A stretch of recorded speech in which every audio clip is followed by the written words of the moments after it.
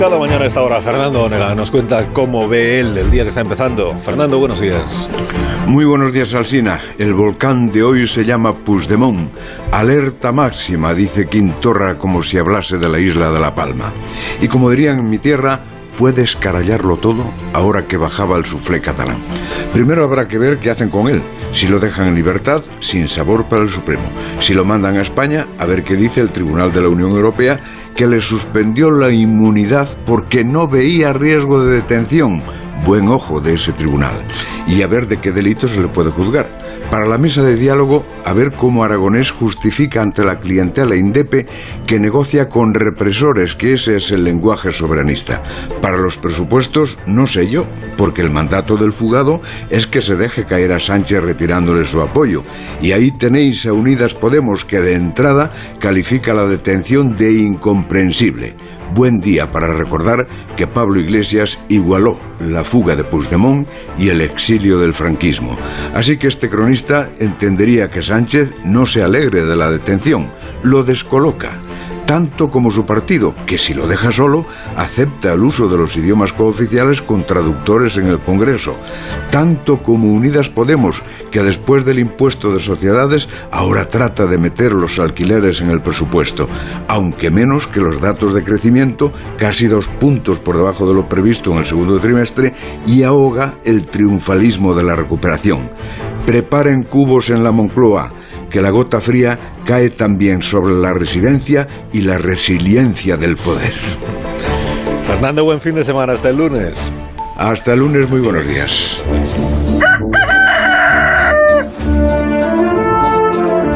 El gallo Latorre pues amaneció hoy con la sorpresa. Sí. Tiene razón Onega, de que esto, la entrega desde luego lo escarallaría todo. Yo también me sumo a esa palabra en la política en España, ¿no? Lo que pasa es que lo peor de todo es que ya había una cierta resignación, ¿no?, con esto de Puigdemont, ¿no? La costumbre desgasta hasta el ánimo más justiciero, y 3 años después había un cierto desistimiento, ¿no? Como si diera igual que Puigdemont permaneciera prófugo en el corazón de Europa.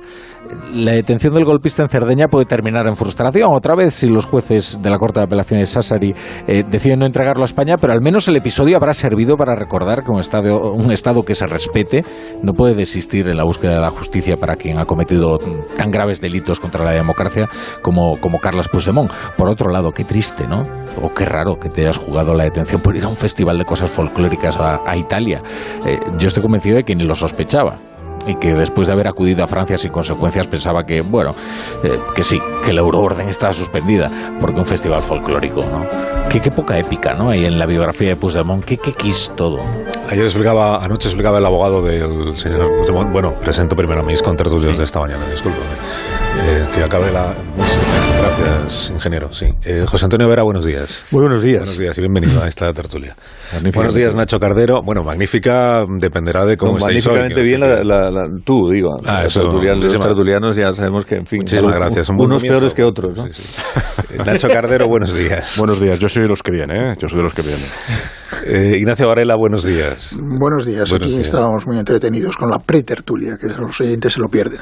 Sí, claro, pero quemáis todos los enfrentamientos más vehementes entre los calentamientos. Amón, buenos días, ¿cómo estás? ¿Qué hubo? Buenos días. ¿Qué hubo? Esta es una forma novedosa de saludar. No, estaba contando a los oyentes que anoche el abogado de Puigdemont, el señor Boye, en TV3 creo que estuvo. Y él, su tesis es, esto no puede suceder, o sea, no podía suceder, no puede ser detenido el señor Puigdemont. ¿Por qué? Porque cuando el Tribunal Europeo en julio se pronunció sobre el asunto aquel de la inmunidad parlamentaria, si se levantaba, se suspendía, se mantenía, el propio Estado español, el argumento que utilizó fue: se le debe levantar la inmunidad al señor Puigdemont, es decir, no hay por qué mantenérsela, porque aunque él efectivamente está en una situación judicialmente reclamado por la justicia española, como el Tribunal Supremo ha presentado esto de la cuestión perjudicial ante el Tribunal Superior de Justicia de la Unión Europea, mientras eso no se resuelva, digamos que no se le va a detener en ninguna circunstancia, ¿no? Por eso cuando tú dices ¿por qué el señor Puigdemont se arriesga yéndose? Pues seguramente porque para él no era un riesgo ningún viaje a ningún país de la Unión Europea. Creo que Boye contaba anoche que el Puigdemont estuvo en París la semana pasada, en algún lugar de Francia. En Prats de Molló. Le dieron una medalla a la familia Carrasco y Formiguera y estuvo en un acto estupendamente el día 18 y regresó tranquilamente a su corte de Waterloo. Pues estuvo en Francia, no le pasó nada, pues ¿por qué le va a pasar si se va a Cerdeña? Esta es la posición en la que se encuentra la defensa del señor Puigdemont, con esta discrepancia sobre la interpretación. En el Tribunal Supremo tampoco han querido entrar en muchas, al menos las fuentes que hemos consultado, en muchas consideraciones sobre este asunto. Lo que dicen es la euroorden nunca se desactivó y, por tanto, si está activa, salta la señal en el ordenador del aeropuerto y el policía allí dice, venga usted conmigo, que tengo que detenerle, y luego ya el juez se pronunciará.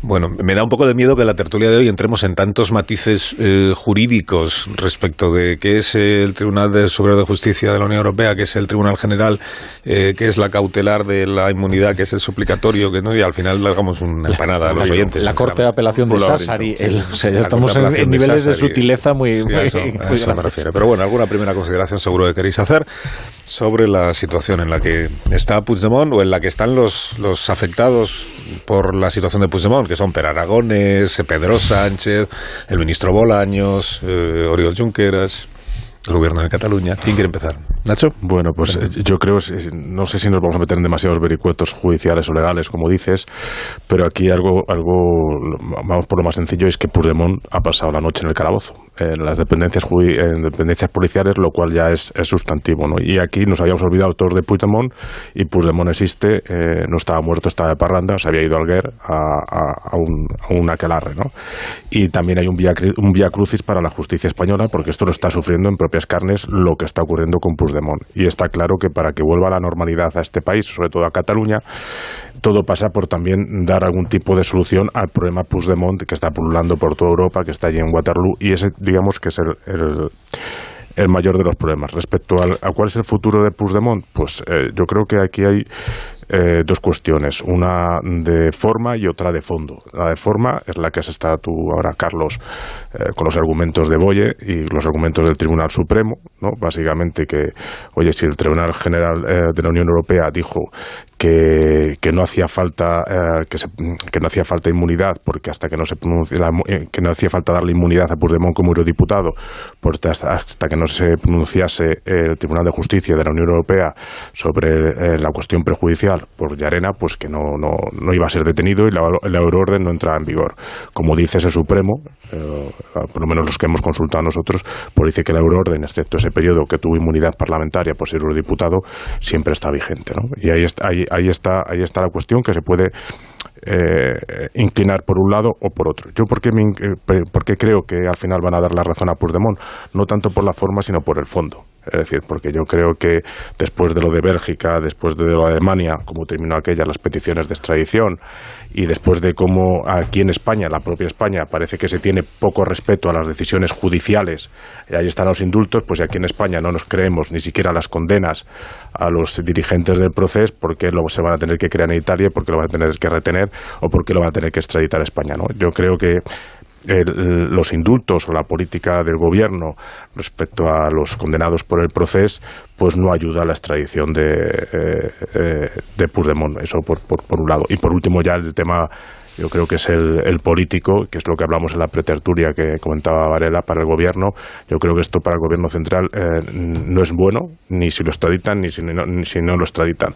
Si no lo extraditan, pues le dirán, mira, por los indultos, concediste los indultos, ya no nos creen, habéis dejado a la justicia española a los pies de los caballos y ahora ya pueden hacer lo que quieran con nosotros. Y si lo extraditan, lógicamente, pues sus relaciones con RC, con la mesa de negociación y con los presupuestos, pues van a tener un serio problema ahí Pedro Sánchez. Ahora pediré criterio también y opinión al resto de mis contertulios. Antes me dejáis que salude a Elsa Artadi, que es la portavoz del partido del señor Puigdemont, el de Junts per Catalunya. El señor Artadi, buenos días. Hola, muy buenos días. Buenos días, ¿cómo está?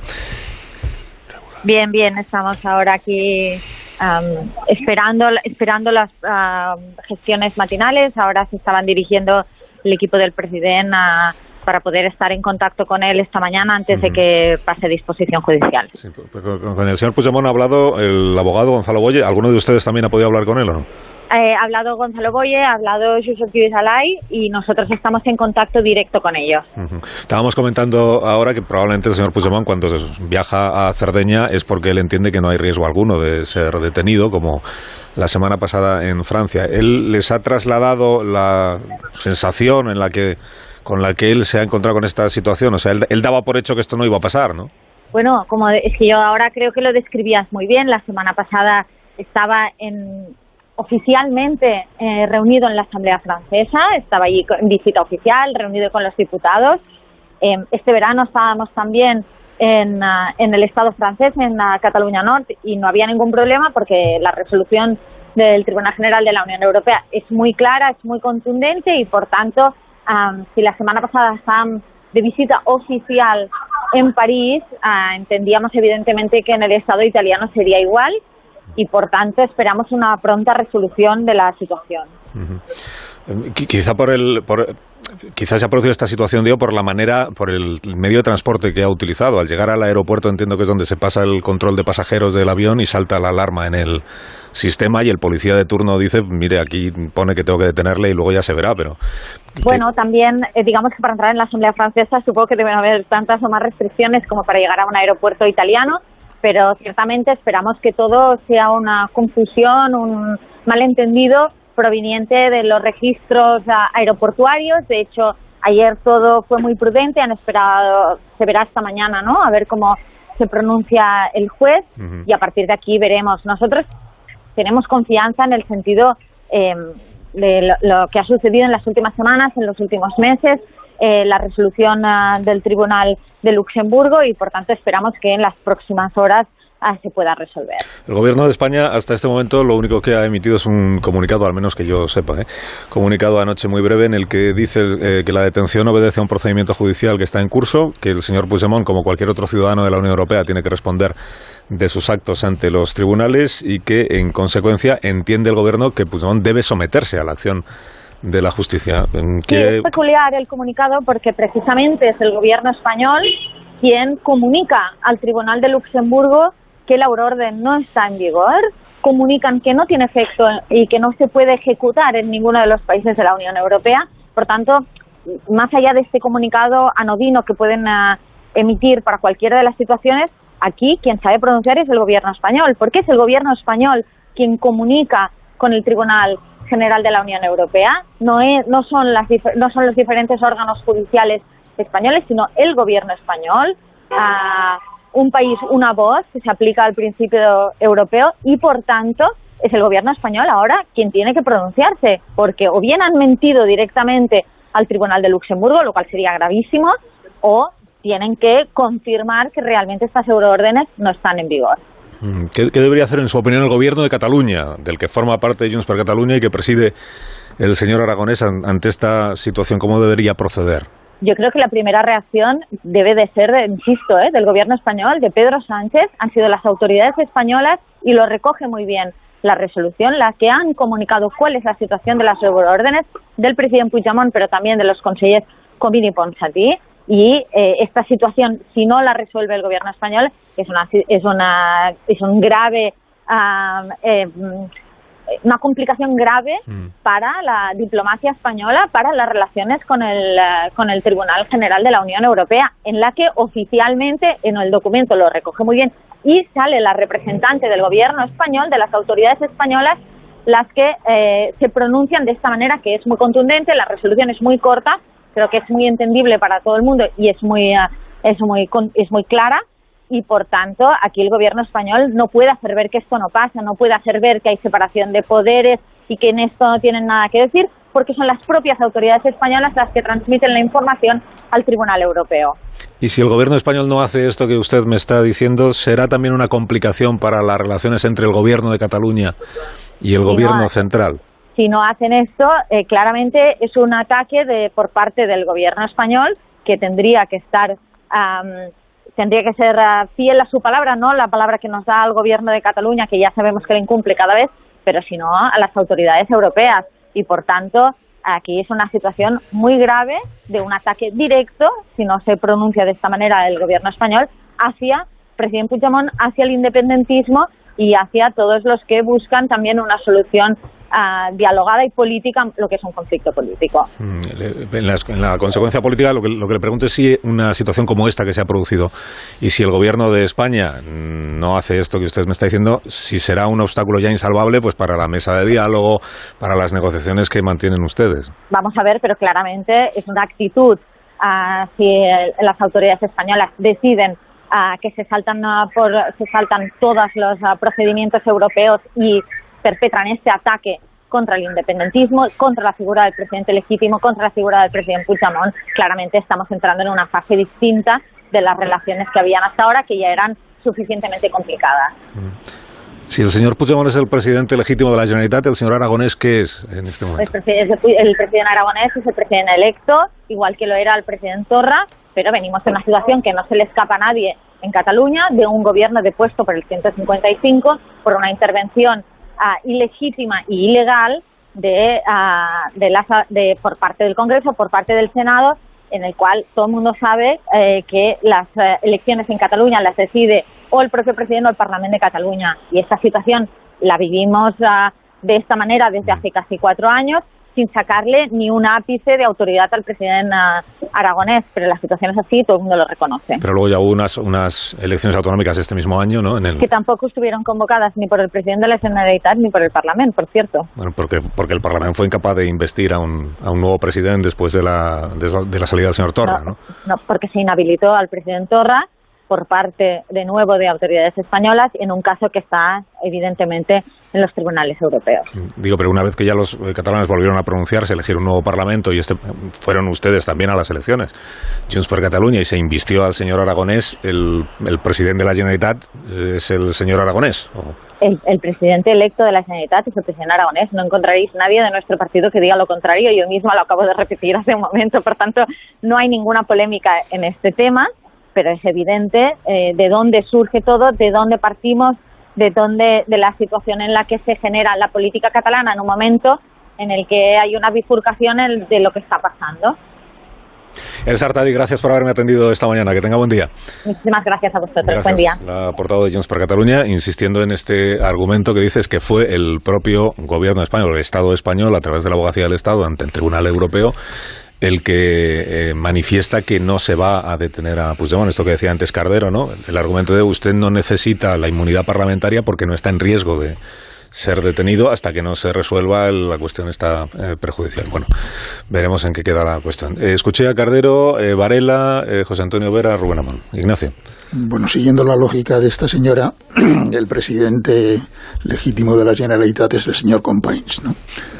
Que también fue, o sea que si nos remontamos, pero yo creo que ha hecho una interpretación muy manipuladora del papel del gobierno español en todo esto, que es mucho menor del que ella dice, muchísimo menor.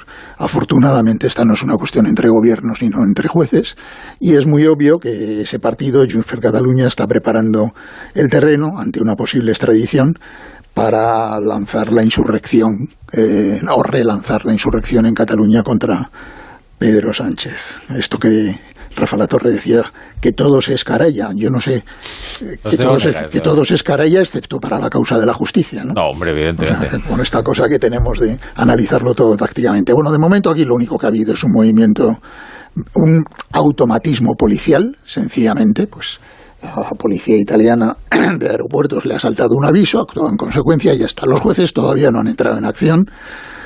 Entran a partir de ahora. No nos vamos a enredar mucho con el enredo jurídico, estamos aprendiendo mucho derecho comunitario.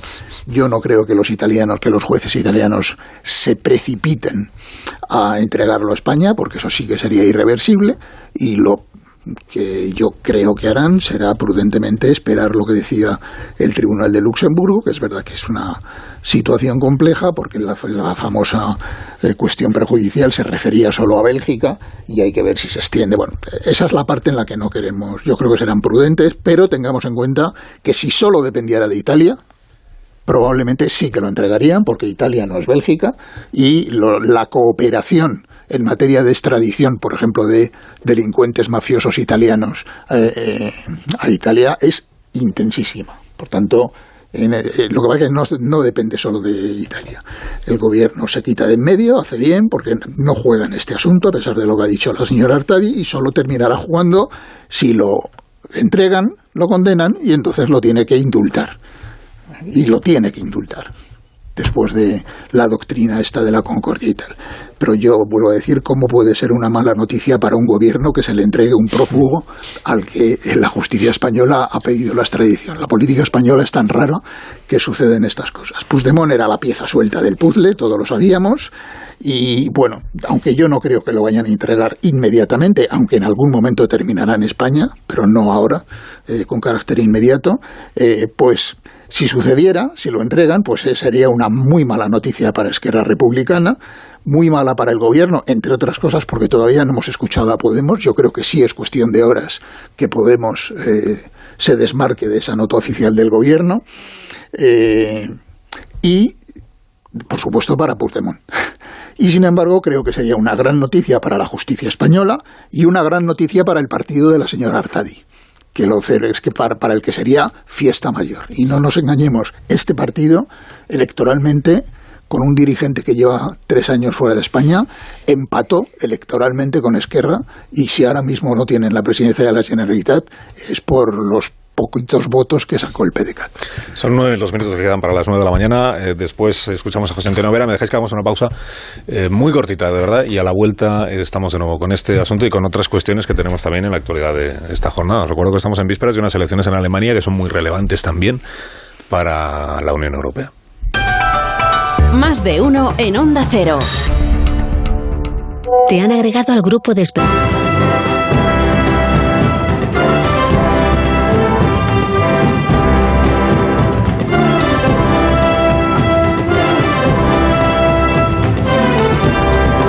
Minutos, las 9 de la mañana, 1 hora menos en las Islas Canarias. Estamos en puertas, en vísperas de unas elecciones generales en Alemania. Después volvemos sobre el tema Puigdemont, no os preocupéis, que sé que tenéis más cosas que contar.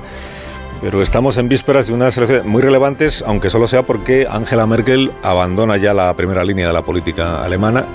Son 16 años gobernando Alemania. O sea, Angela Merkel empezó a gobernar Alemania a la vez que Pablo Motos empezó El Hormiguero, para que los oyentes, Amón, se hagan una idea, ¿no?, de la cantidad de años que ha estado no solo al frente del gobierno de Alemania, sino al frente de la Unión Europea, porque si en algo ha destacado la figura de la señora Merkel fuera de Alemania es en el peso que ha tenido, la influencia, la capacidad de dirigir el proyecto comunitario que tenemos entre manos. Incluso muchos dicen la capacidad de salvar el proyecto comunitario cuando la crisis financiera del año 2008, luego llegó la crisis de los refugiados de Siria y luego llegó la pandemia. Y en todas esas situaciones, pues Angela Merkel ha tenido más influencia que cualquiera de los otros dirigentes políticos, incluidos los presidentes de la Comisión, o incluido el señor Sarkozy, que en su día parecía que era, o el señor Hollande, que parecía que iba a revolucionar la Unión Europea. En fin, fíjate, por no hablar de los nuestros, ¿no?, de Zapatero y Rajoy, ahora Sánchez, que también han tenido pues sus más y sus menos con la señora Merkel. Todos han ido de menos a más, de una cierta reserva o recelo a una rendida admiración, en buena medida, como la que siente el presidente Sánchez por Angela Merkel en este momento. Bueno, había yo quedado con el embajador de Alemania en nuestro país esta mañana para conversar, aunque sea un par de minutos, sobre la jornada electoral del próximo domingo y sobre la figura de Angela Merkel.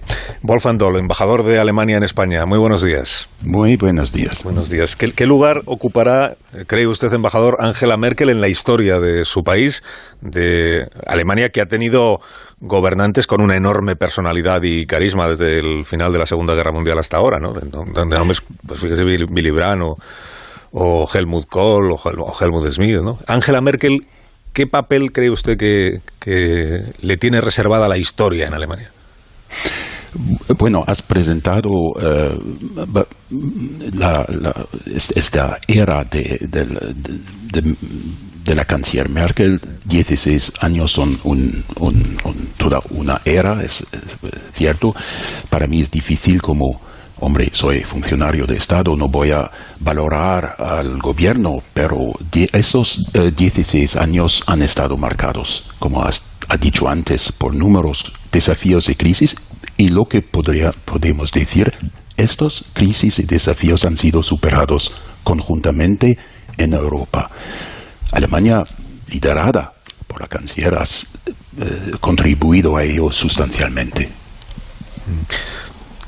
Angela Merkel es una gobernante que desafía las características que hoy se consideran de éxito para un líder político, ¿no? Vivimos unos tiempos, embajador, en los que todo parece que tiene que ser muy rápido, inmediato, de impacto mediático.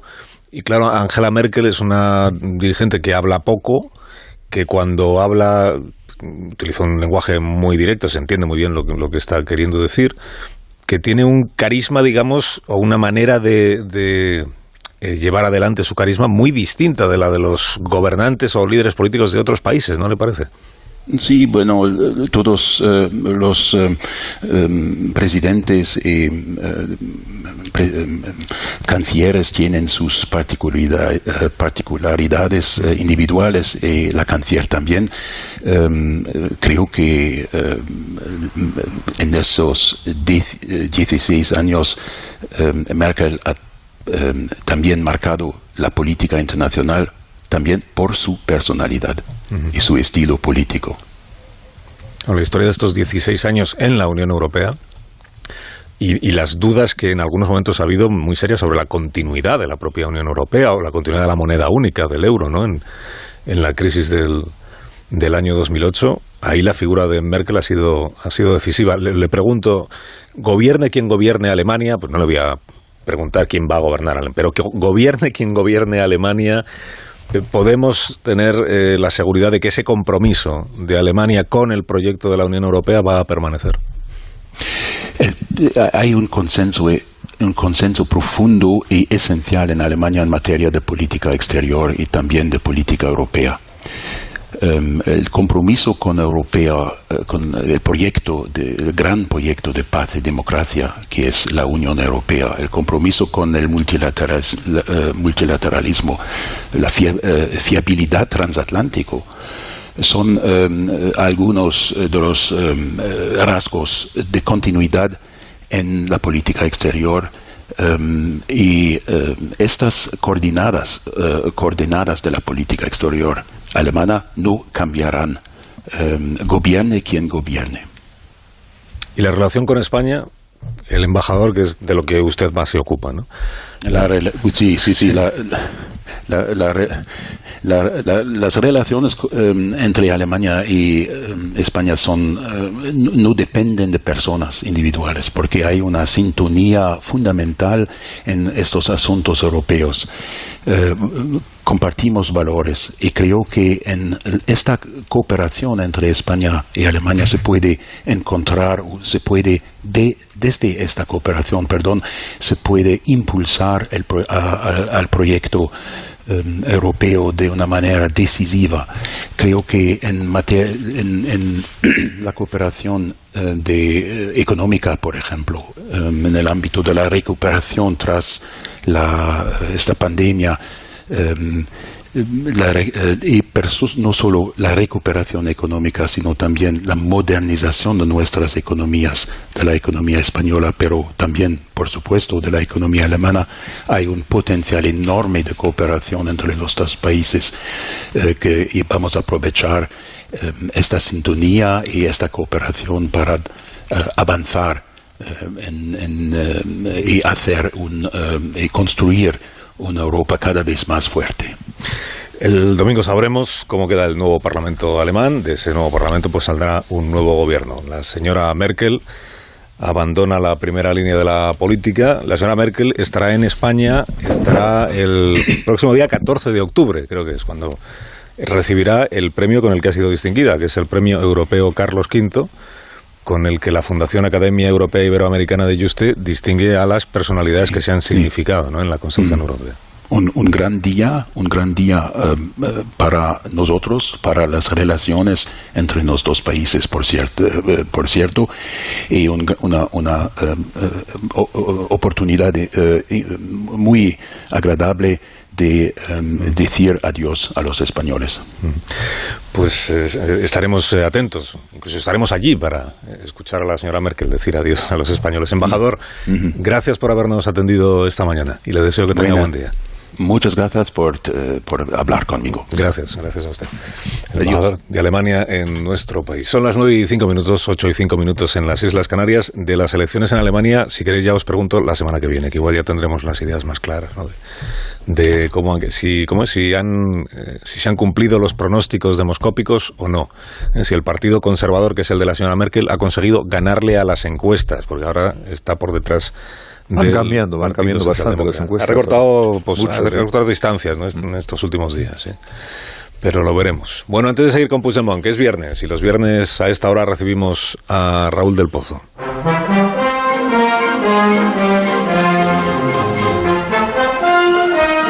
Buenos días, Raúl del Pozo, ¿cómo estás? Se va el último hombre de Estado que había en Europa. Cuando tú quieras que empiece, viva el vino.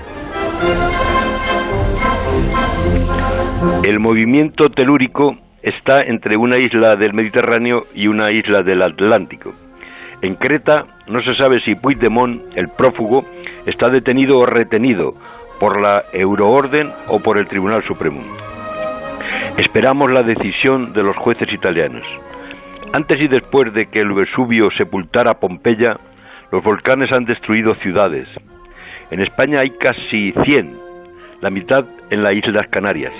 Ahora están en erupción el de La Palma y el Etna. El Etna es el más alto y más grande de Europa. El de Cumbre Vieja estremece la isla que surgió de un volcán submarino. Nubes de ceniza dificultan el espacio aéreo. El río de Ascuas ha destruido cientos de casas. Hemos perdido todo lo que teníamos, dice uno de los 6.000 damnificados. El rey, en mangas de camisa, la reina Leticia y el presidente del gobierno han estado al lado de los que sacan las gallinas de los corrales. Hemos visto a la Guardia Civil rescatar, junto a los tricornios, perros, gatos y cabras. También jaulas de las casas para que queden los pájaros cantando. En el año 1755, un terremoto destruyó Lisboa. Y Voltaire se preguntó en un poema: ¿cómo, siendo Dios tan sabio y bueno, puede permitir que se destruyan personas? Fue la pregunta clave contra el optimismo de la Ilustración y la mansedumbre de los creyentes. Pero que no todo sea, querido Carlos, desolación. Recordemos que Shakespeare habla en varias de sus obras del vino de Canarias. Escribe en Enrique IV: «Dadme vino, vino de Canarias, y tú, amada mía, ven aquí». Falstaff grita: «Ve a traer una pinta de vino de Canarias y coloca una tostada encima». Brindemos con el blanco de Malvasía por el mejor futuro de las Islas Afortunadas y de Cataluña. ¡Viva el vino! Tengas un día estupendo, Raúl del Pozo, y un buen fin de semana. Un abrazo. Adiós, le doy recuerdos de tu parte a Angela Merkel, si me la encuentro en algún sitio. Adiós, Raúl, adiós. Adiós. Adiós, adiós. Colgado, ¿eh? Está colgado.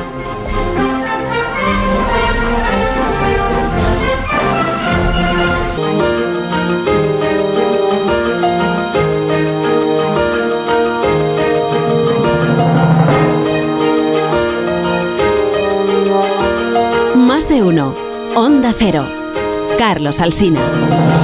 12 a las 9, una hora menos en las Islas Canarias. Volvamos al asunto de la mañana principal, que es lo de Carles Puigdemont, además con todo el suspense que acompaña esta historia, porque estamos a la espera, a la expectativa de ver qué decisiones se toman hoy por parte del juez de Italia, al que le corresponda pronunciarse sobre una cuestión que primero se tendrá que estudiar, claro, como antes comentábamos, ¿no?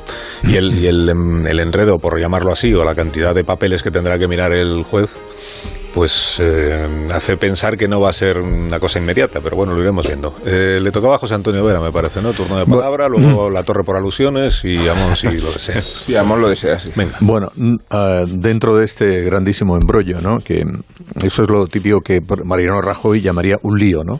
Pues esto es un gran lío, porque tenemos efectivamente la justicia, por un lado, que tiene que resolver, por otro lado tenemos dos gobiernos que no tienen ningún interés y que no tenían ningún interés en que esta situación se produjese y que se ha producido pese a que no les hubiera gustado nunca. Y efectivamente una situación que de no ser concedida pues la entrega a España, yo creo que va a afectar nuevamente otra vez a la imagen de Europa, de la Euroorden, que no va a quedar pues en una buena posición, ¿no? Porque, en fin, después de 2 detenciones, de 2 resoluciones y de que el señor Puigdemont se sigue paseando por toda Europa haciendo lo que considera oportuno, da la sensación de que este señor está tomando el pelo pues a la opinión pública y desde luego a los españoles en general, ¿no? Por tanto, a mí me parece que es fundamental que la justicia funcione. La justicia está al margen de la política. Si hubiera sido por Sánchez, si hubiera dependido del gobierno español, y no digamos ya del gobierno de la Generalitat, pues no sé, hubieran llamado a alguien para que esto no se produjese. Lo que pasa es que yo creo que no se lo podían ni imaginar ninguno, ¿no? Pero la justicia funciona, sus mecanismos y su maquinaria es insalvable, y yo creo que el Estado de Derecho no se debe y no se debería detener. Si la justicia existe, y yo creo que existe, el señor Puigdemont debe ser detenido y entregado a España, y debe ser juzgado, como lo fueron los otros responsables del golpe que se produjo en Cataluña y que encabezó el señor Puigdemont. El señor Puigdemont hizo una cosa que ciertamente creo que no le gustó a buena parte de sus correligionarios, que es que salió huyendo, se escapó. Otros dieron la cara. El señor Junqueras, pues ante la llamada de la justicia, prefirió dar la cara, fue a un juicio, fue condenado, cumplió la condena que ha cumplido y después ha sido indultado. Bien, pues el señor Puigdemont, si hay justicia, yo creo que hay justicia, y la justicia es independiente, y afortunadamente hay una justicia que es independiente, y vamos a olvidarnos de esto que ha dicho la señora El Sartadi, en el sentido de que esto es un tema ahora del gobierno de España, que es un tema político. No es un tema político, es un tema judicial. Y si la justicia existe, que yo creo que sí que existe, el señor Puigdemont debe ser más tarde o más temprano entregado a las autoridades españolas y, por supuesto, debe ser juzgado y condenado, como lo fueron el resto de sus compañeros. E indultado después. Sí.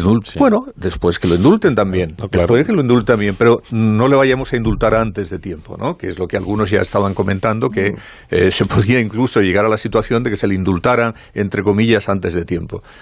Tiene que ser detenido, tiene que ser juzgado y condenado, porque si no vamos a quedar muy mal. Y me parece que esta situación en la que estamos inmersos, según la cual el señor Puigdemont pues anda contoneándose por diferentes lugares de Europa, diciendo lo que le da la gana y interviniendo y decidiendo en la política española, en la política de Cataluña desde luego, pero también en la política española según le place, pues creo que es una cosa absolutamente impresentable. Por tanto, ojalá que la justicia funcione de verdad y que este señor sea entregado a España en esta ocasión.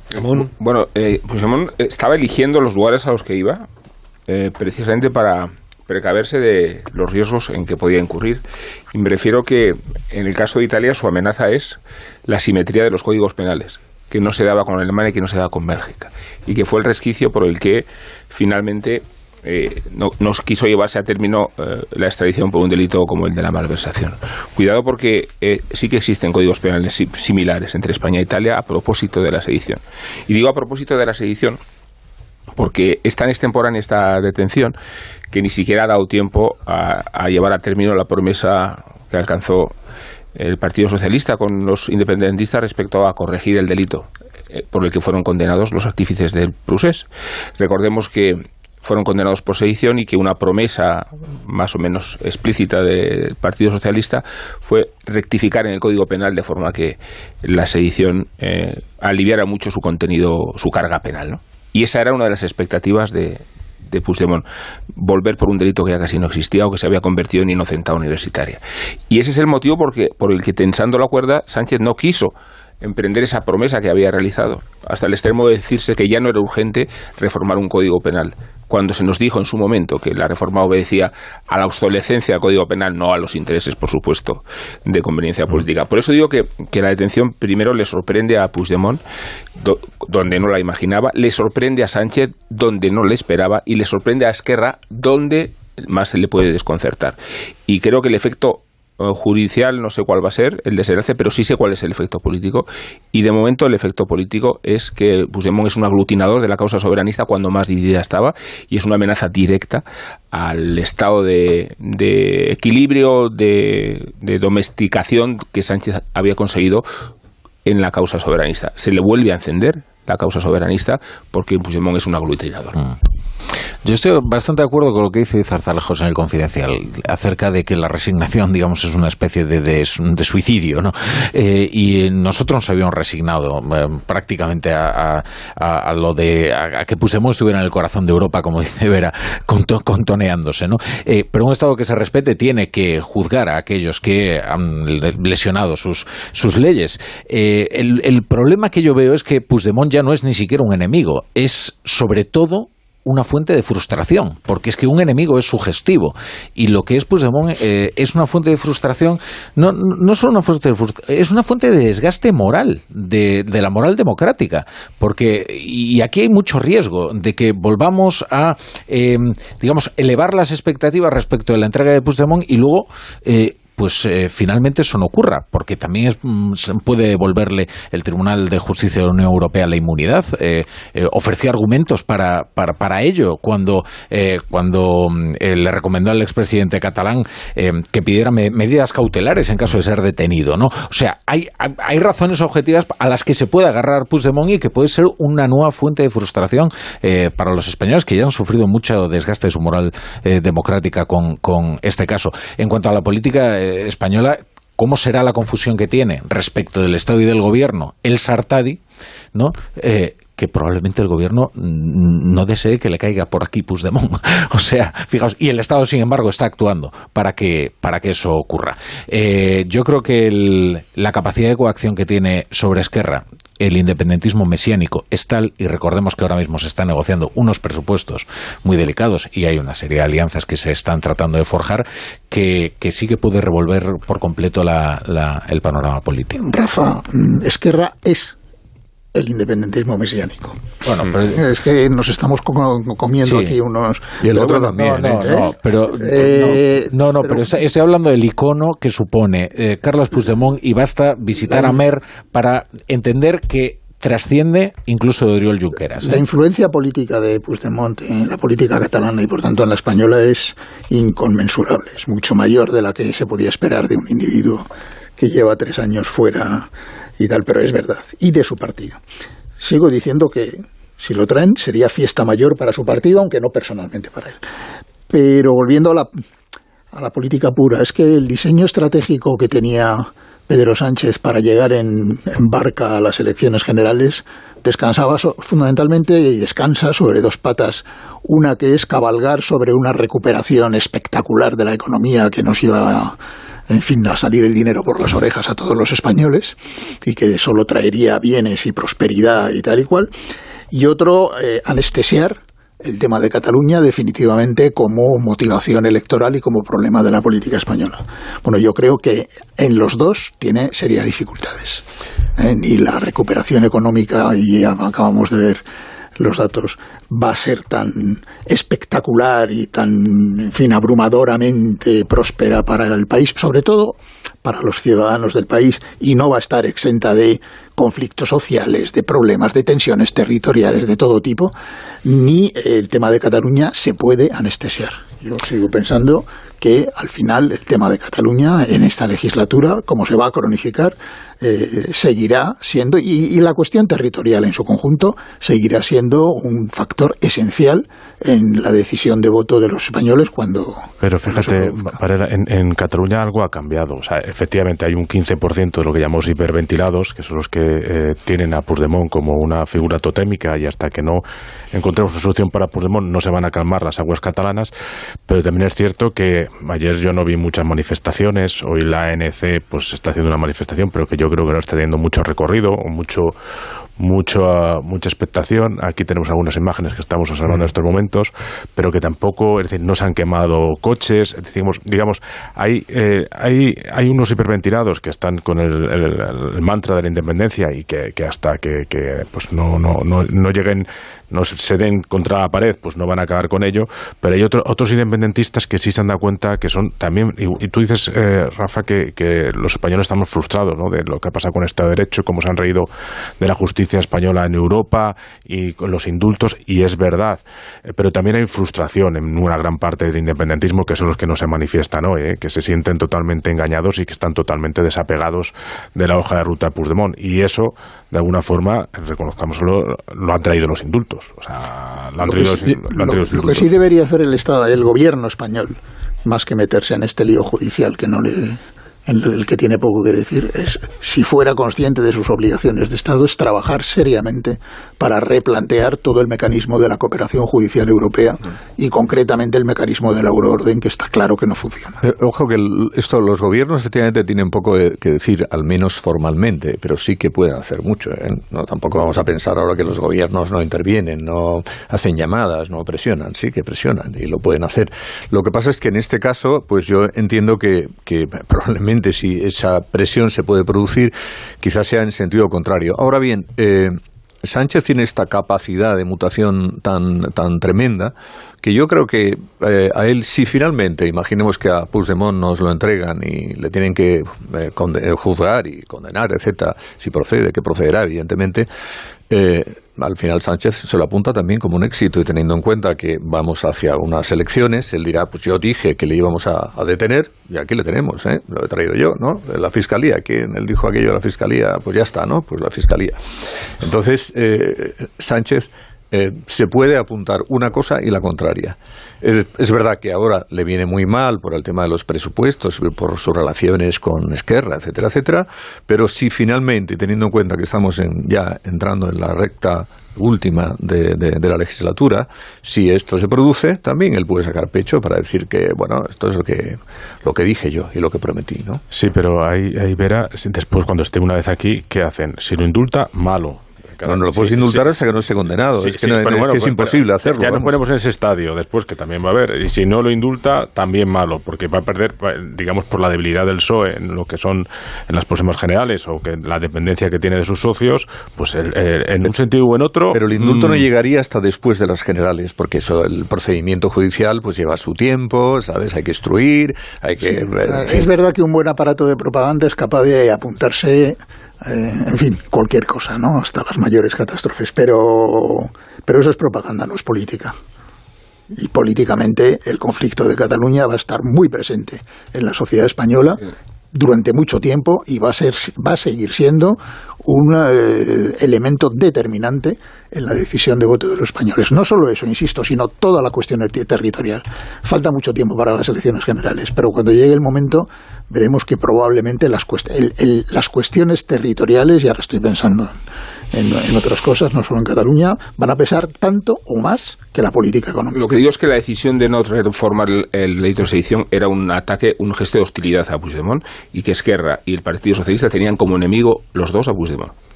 Y que esta expectativa y este escenario se ha desdibujado y desmoronado por completo. Lo que ha quedado claro esta mañana son las ganas que tiene locas el Sartadi y Junts per Catalunya de que Puigdemont sea extraditado para montar la gran fiesta, fiesta y reventar efectivamente todos los equilibrios políticos. Y Esquerra, en cambio, está deseando que Puigdemont se vuelva a Waterloo pacíficamente y todo permanezca como está. Yo creo que ellos montan la fiesta en cualquier caso. Si vuelve a Waterloo, porque ha vuelto y por tanto es un triunfo, y se viene aquí porque la montan, porque aquí tenemos al mártir, ¿no? Al presidente que decían, el legítimo, ¿no? Que decía esta señora.